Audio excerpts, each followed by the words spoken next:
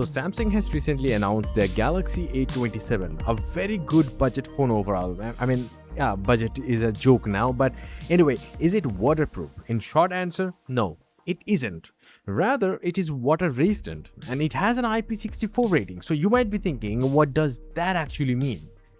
So water resistance is explained by these IP ratings, which show a device's enclosure protection against solid particles or even water. In this case, the first number is 6, which is the best rating. That means the device is completely dustproof unless and until we repair it by ourselves or break the seal somehow. So generally, there is no way dust can enter inside the device and damage any components. And then there is the second number, in this case 4. And this means the device is protected against splashing water.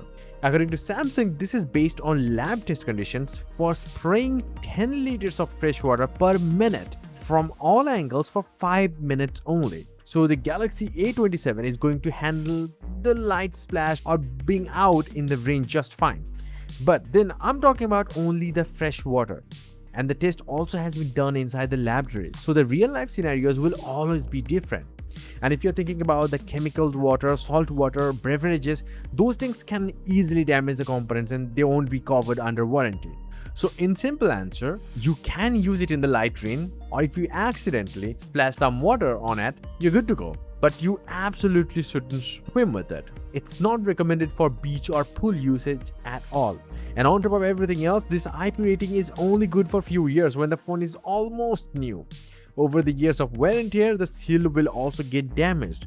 And there is a good chance your phone will be affected by water or even dust. So yeah, that's the IP64 rating for the Galaxy A27. And yes, if you want, you can get some crazy cool wallpapers up on my website. A link down below. Until the next one, bye and take care.